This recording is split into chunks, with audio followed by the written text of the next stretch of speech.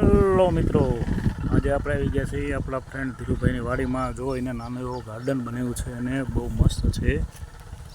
આ દેખો, બિલ્લીનું ઝાડ છે, મોટા મોટા રામબુરનું ઝાડ છે, મીઠો લીમડો છે. દેખો, અને અહીંયા એને કંકોડા આવ્યા છે, જોઈ લો. આ કંકોડા ધીરુભાઈની વાડી છે. આ એના મકાન છે રહેવા માટેના. આ એની મગફળી છે, આ આંબાના ઝાડ છે, જોઈ લો. અને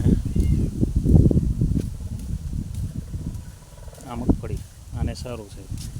અંદર એ લોકોએ ખીચડી બનાવવા માટેના મગ વાયેલા છે. મગ તો રેડી છે, જોઈ લો. મગને કોઈ પ્રોબ્લેમ નથી.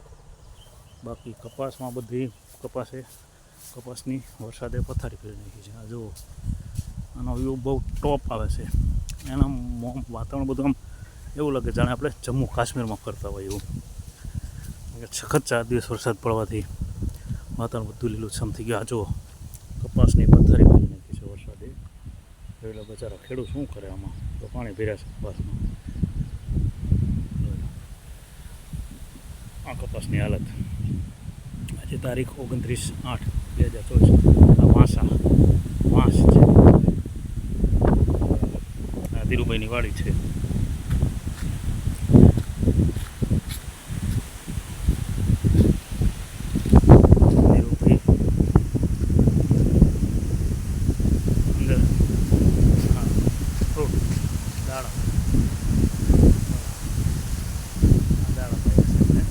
સામે પણ છે.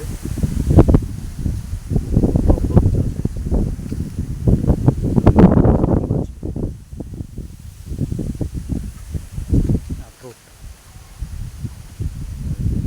દાડમ બહુ મસ્ત છે વાતાવરણ.